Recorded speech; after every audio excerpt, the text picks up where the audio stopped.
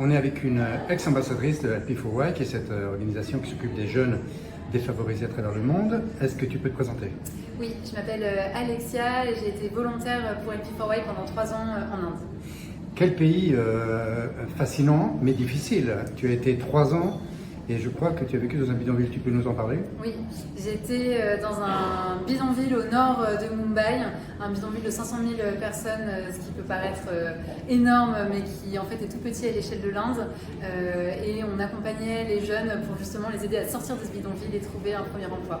Et l'expérience sur le terrain est fondamentale pour convaincre qui donne des funds pour cette action si intéressante.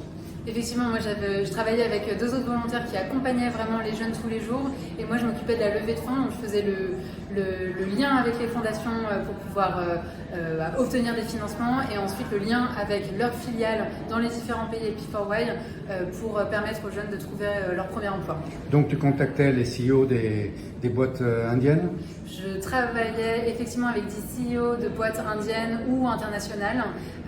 Généralement, j'emmenais un jeune avec moi en rendez-vous, ce qui permettait à ces jeunes de pouvoir voir les entreprises dont on parlait toute la journée et convaincre aussi ces chefs d'entreprise de la nécessité d'employer ces jeunes qui sont bons en plus et qui peuvent apporter vraiment quelque chose à l'entreprise.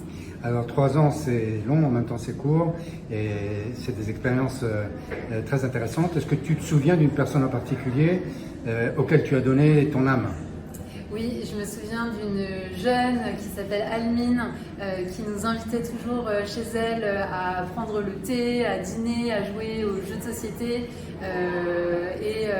Et voilà, et c'est une jeune qui était très timide en arrivant et qui au fur et à mesure des mois a réussi à s'ouvrir et qui a finalement trouvé un emploi, puis repris des études, puis retrouvé un emploi. Donc c'est vraiment un succès. Donc c'est vraiment quelque chose de très concret. Help4Why, c'est sur le terrain, mais en même temps, il faut une connaissance de l'entreprise pour pouvoir les faire évoluer, ces jeunes défavorisés.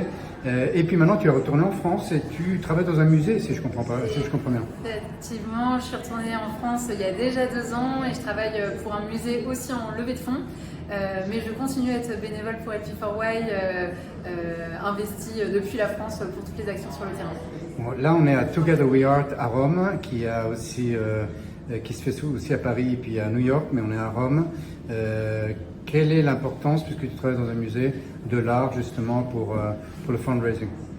Pour moi, l'art, c'est fondamental et je trouve que toutes les personnes qui peuvent avoir accès à l'art peuvent s'ouvrir et je pense vraiment que le monde serait meilleur si tout le monde y avait accès. Et du coup, je trouve ça absolument formidable de pouvoir mêler les deux, à la fois l'art et la solidarité dans un projet comme Together We Art. Donc en fait, pour finir, l'art touche le cœur des gens, comme justement ces jeunes qui deviennent des êtres importants dans la société indienne ou dans toutes les sociétés défavorisées.